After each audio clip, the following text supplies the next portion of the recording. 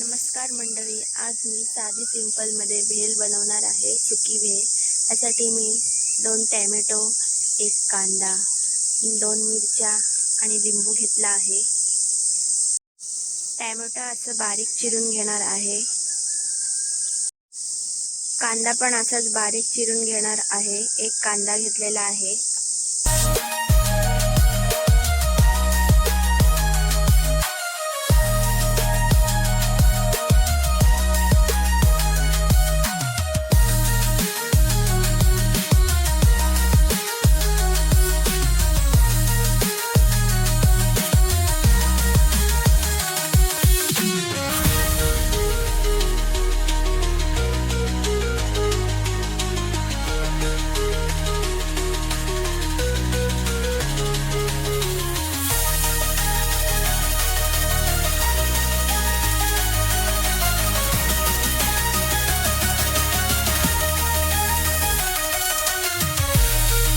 आता एक अर्धा लिंबू पिळलेला आहे।